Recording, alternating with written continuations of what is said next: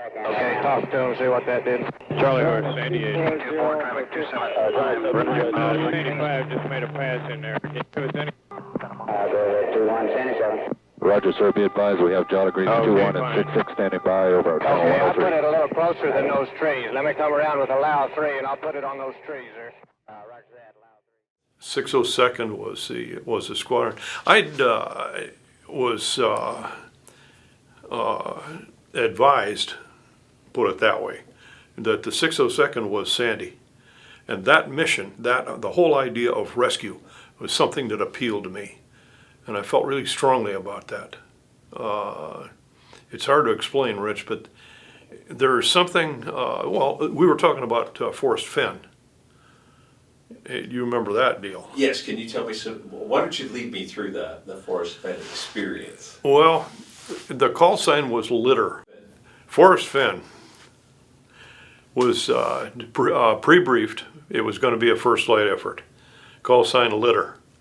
And I don't remember the numbers on that particular deal, but we knew we were going out to a relatively undefended area deep in the karst, but we didn't know exactly where he was. But Nail had an idea. So the Nail FAC was talking to Jim Jamerson, was Sandy 1 at that time. I was 2, John Carlson was 3, and for the life of me, none of us has been able to come up with who 4 was that day. And I don't have any pictures of him. Damn it. Anyhow, we fired up and followed the Jollies over there. And this was in the narrow neck of Laos. And there had evidently been an arc light bombing during the night. So we really didn't know what we were getting into. But we went whistling along, which when in A1, you can't whistle along very good. That's 130 indicated was really humming. Anyhow, Major Fenn at that time was deep in a cup, in a karst bowl. He was on the west face of the karst. And of course, this took a while to establish. And I'm trying to hang on to the Jollies, keep them in sight, keep 3 and 4 in sight, and still stay with my flight leader. My prime responsibility is cover his 6. So I'm really busy. There's a lot going on. And of course, there's 3 radios in the airplane, all of which are yelling various things at you at various times. And it took a while. We finally got everybody kind of in that area.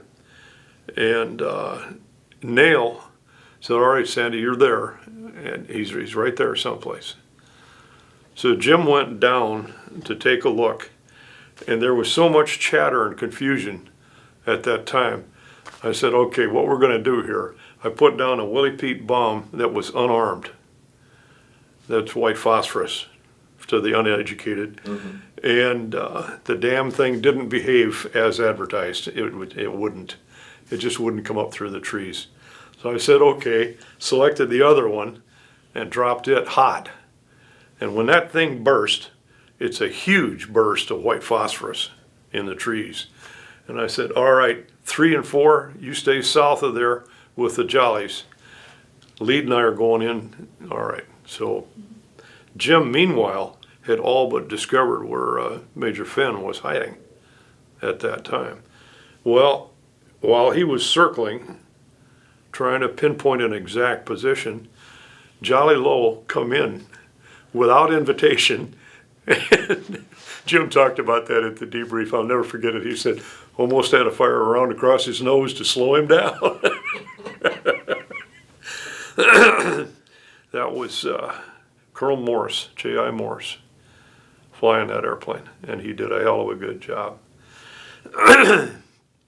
Major Fenn came up on the radio, and he was puffing. He was walking, or actually he was moving some really rough country. And he was against the wall of the karst in such a way that Jolly could not hover directly over him. Jolly could only get so close, and then he'd be up against the karst. So the Jollies held at a position, or Jolly Low lead held at a position where he could get the string down. and he damn near ran out of string. He had all of it down. And Major Fenn was able to get to it, although he was puffing hard. He'd obviously been climbing. And we pulled him up, and Jolly took him home. I have a picture of Colonel Carlson and myself and Colonel Morris and Major Fenn. And we're all standing there talking alongside of the helicopter after the rescue. And he was one happy man. He really felt good about this. Now the rest of the story is what we talked about last night, as far as Ed goes. That Forrest Fenn became an art dealer. And he had quite a bit of money that he had accumulated.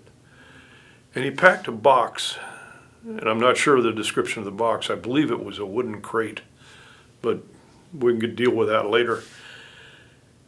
The box contained bar gold and jewelry and gemstones valued at over $1 million. And he wrote a verse, kind of a blank verse, as to how to find this out in the countryside. And he hid it somewhere in the Rocky Mountains. And sure enough, about 3 years ago, maybe a little bit more than that, somebody found that box. And whoever that was, and I never did learn the name, really, really stumbled on a lot of money. I remember when that was happening because a bunch of my advertising film buddies, they weren't sure where it was in the country, but they were all like, oh my God, this is out here somewhere, you know, and they were calling me going, okay, we know it's in the mountains, and they knew I was in the Smokies, so they were asking me, where would this fit? So they were asking me, I'm like, what are you doing? They're like, well, they didn't want to tell me they were hunting for treasure. They didn't want to bring me in on it. They just wanted a little advice. I was like, well, this is what I think from what you're saying, but I'm not sure, you know. No. So, but everybody in the world was looking for that. That's true. It was a worldwide deal. People were trying to position it, and then they'd go into that country and so on and so forth. So you rescued... Anyhow, we rescued the man that became how do you want to say that? He positioned the box. Yeah. I've heard of pirates. What do you call the guy that hides the treasure? He was the treasure master, but so he was an what did you say, F-100 pilot? F-100 pilot, yeah. Now, was he shot down, or did he Yes, he was shot down the day before. And I'm sorry, I can't give you the exact month of the rescue. I don't remember. Take one. Fast movers in the night.